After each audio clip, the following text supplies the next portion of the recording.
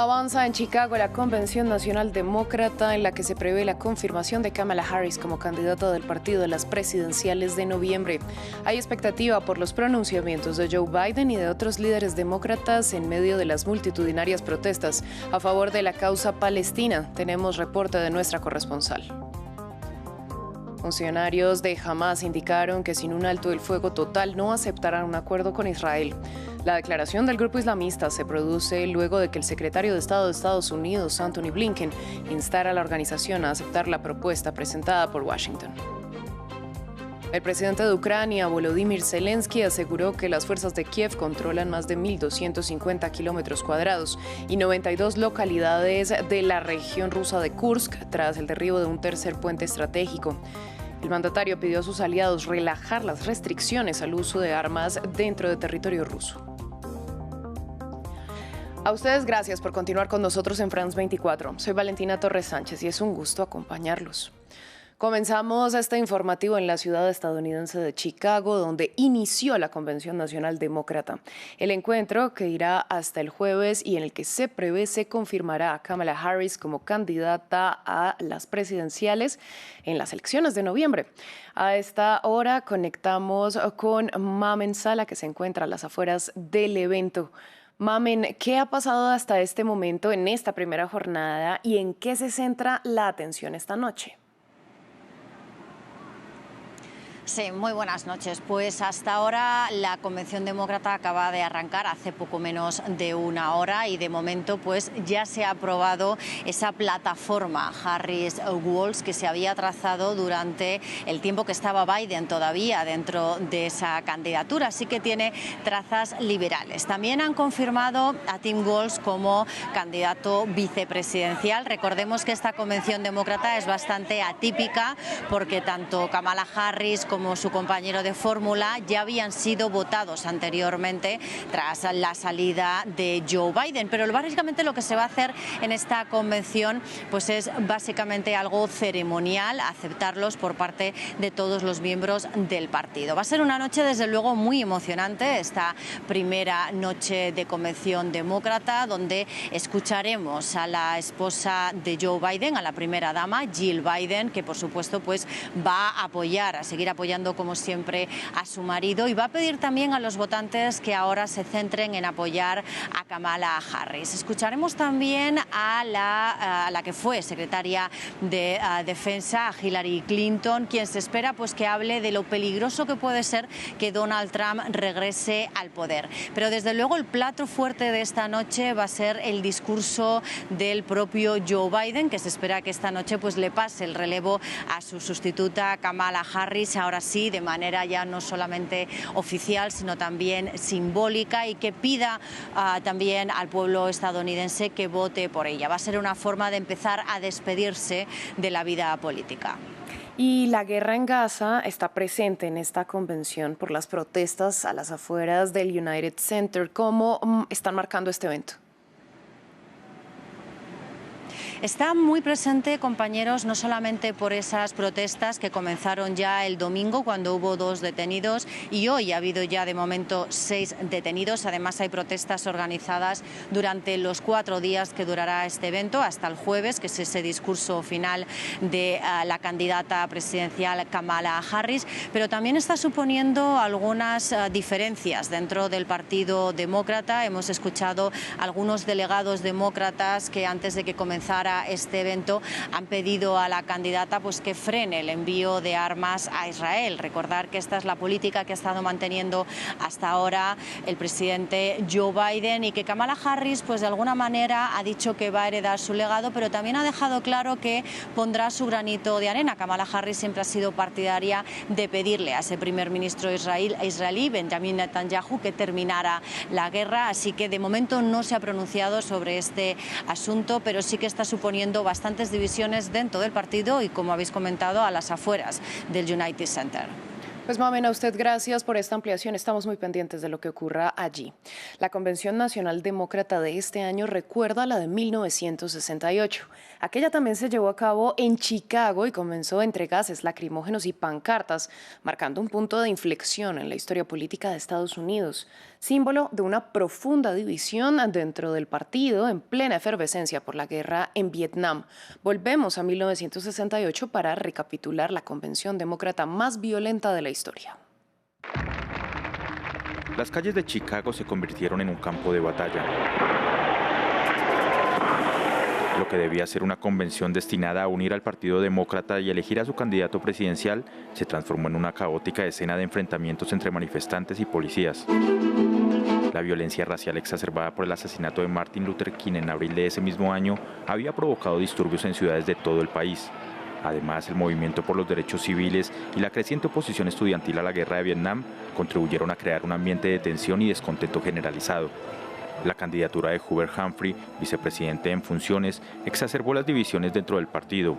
Humphrey, aunque no era el preferido de muchos demócratas, especialmente de los jóvenes y activistas, encarnaba la continuidad de la guerra de Vietnam al representar la administración de Lyndon B. Johnson, quien había renunciado a su candidatura en medio de la crispación.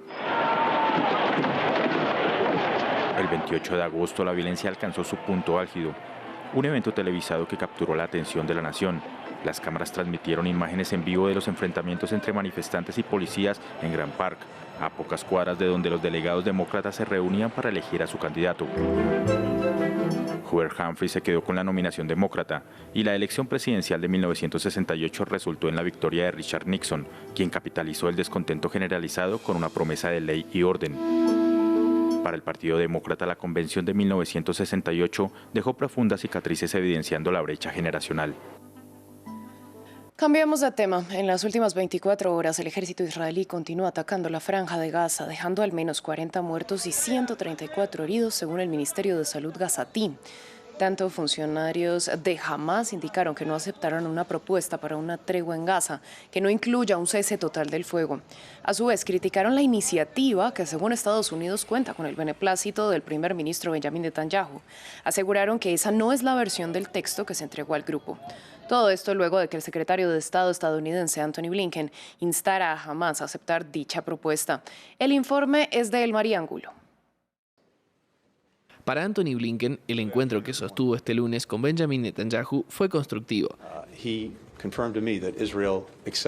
Él me confirmó que acepta la propuesta del puente, que la apoya. Ahora le corresponde a Hamas hacer lo mismo. Espero poder consultar con el presidente Sisi, el emir y el jeque Tamim y con otros representantes importantes de ambos países sobre los pasos inmediatos que hay que dar y lo que hay que hacer para garantizar que Hamas se sume a la iniciativa.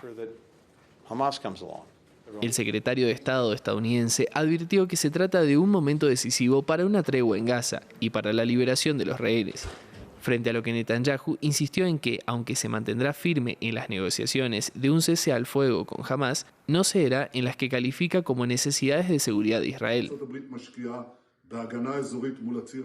Aprecio enormemente la comprensión que Estados Unidos ha mostrado hacia nuestros intereses vitales de seguridad, al tiempo que nuestros esfuerzos conjuntos para lograr la liberación de nuestros rehenes. Se están realizando esfuerzos para liberar con vida al máximo número de rehenes, ya en la primera fase de la operación.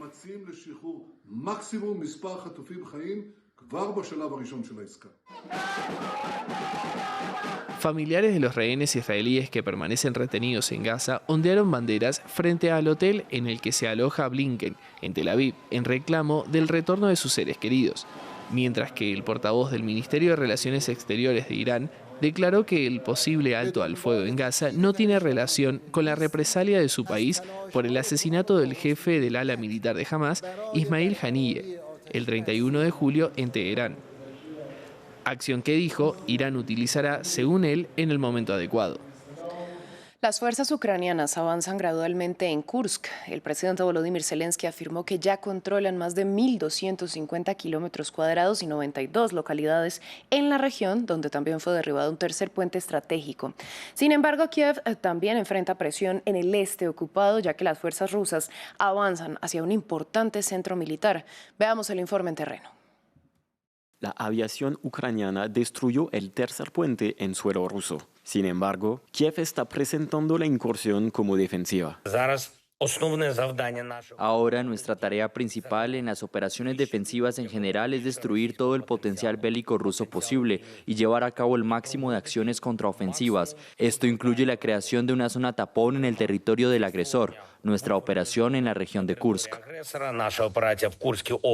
El ataque contra uno de los pocos puentes que cruzan el río Seim puede impedir la evacuación de civiles y la llegada de nuevas tropas rusas en la región de Kursk. Las fuerzas ucranianas afirman controlar más de 1.150 kilómetros cuadrados del territorio de Kursk desde que cruzaron la frontera el 6 de agosto. Más de 120.000 habitantes han sido evacuados de la zona, según las autoridades rusas. Y más al sur, un ataque ucraniano con drones incendió el domingo un depósito de combustible cerca de Rostov. Mientras tanto, la ofensiva rusa sigue centrando sus esfuerzos en la región de Donetsk, acercándose cada vez más de Pokrovsk, centro logístico del ejército ucraniano. El presidente Zelensky ha asegurado al país que la situación está bajo control, pero instó a los residentes a evacuar la zona. Ucrania repelió el domingo por la noche un ataque de 11 drones contra ciudades de todo el país, incluso la capital. El presidente de Rusia, Vladimir Putin, está en Azerbaiyán. El mandatario y su homólogo azerí, Ilham Aliyev, discutieron las relaciones comerciales y la situación del Mar Caspio, así como la paz en Nagorno-Karabaj. El informe es de Samuel Salgado Castro. Un cálido recibimiento al presidente de Rusia en una exrepública soviética. Querido Vladimir Vladimirovich, de todo corazón le doy la bienvenida a Azerbaiyán una vez más. Bienvenido. Nuestros encuentros son regulares. Ya nos hemos encontrado 2 veces este año. Hoy, como parte de la visita de Estado, continuamos nuestra comunicación. Muchas gracias, querido Ilan Heiradovich. Vladimir Putin, en su primera visita al Cáucaso desde 2018, discutió con su homólogo azerí las relaciones comerciales y económicas, así como la cooperación humanitaria. Ansioso por reafirmar su papel de liderazgo en la región que Rusia considera dentro de su esfera de influencia, el líder ruso dio especial importancia a la normalización de las relaciones entre Azerbaiyán y Armenia. Si podemos hacer algo para firmar un acuerdo de paz entre Azerbaiyán y Armenia, trayendo a colación el asunto de la delimitación, demarcación de la frontera, desbloquear, como lo hemos discutido con usted varias veces, las áreas relevantes en logística y economía, esto nos haría muy felices. Obviamente, después de mi visita a Azerbaiyán, contactaré al primer ministro Pashinyan y le diré los resultados de nuestras negociaciones. En 2020, Armenia y Azerbaiyán libraron una guerra de 6 semanas por el control de Nagorno-Karabaj, un enclave montañoso en territorio azerí, pero que durante años había sido gobernado por separatistas de origen armenio, hasta septiembre de 2023, cuando Azerbaiyán recuperó el control. Tanto Armenia como Azerbaiyán ven a Rusia como intermediario en eventuales negociaciones, pero la guerra en Ucrania ha distraído al Kremlin, que ahora quiere evitar el acercamiento de Occidente al Cáucaso. En India continúan las protestas tras la violación y el asesinato de una médica que realizaba sus prácticas en un hospital de Calcuta y que llevó a huelga al sector médico en solidaridad con la familia de la víctima. Este lunes, a las manifestaciones del personal sanitario que reclaman justicia, se sumó el gremio de abogados que exige mayores garantías de seguridad para los estudiantes en todos los hospitales del país. Desde Nueva Delhi, Varun Anand, corresponsal de France 24, nos amplió. Cientos de médicos se manifestaron este lunes cerca del Ministerio de Salud de Nueva Delhi, India, exigiendo leyes más estrictas para proteger al personal sanitario de la violencia.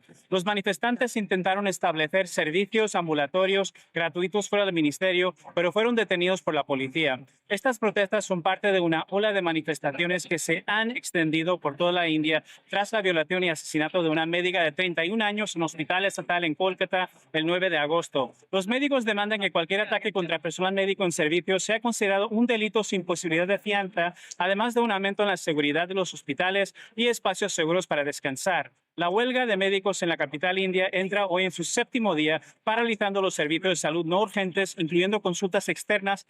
Las protestas que comenzaron en los campus médicos se han extendido a las calles desde el viernes pasado. El caso ha reavivado la indignación por la violencia contra las mujeres en India. Miles de personas, especialmente mujeres, han marchado en Kolkata exigiendo justicia. Según la Oficina Nacional de Registro de Delitos, en 2022 se registraron 31.576 denuncias de violación, un aumento del 20% respecto al año anterior. El gobierno ha pedido a los médicos que regresen a sus funciones y ha prometido formar un comité para examinar sus demandas. Sin embargo, las protestas continúan, reflejando la frustración generalizada por la falta de seguridad para el personal médico y las mujeres en general en India. Fin del informativo. Gracias por su sintonía.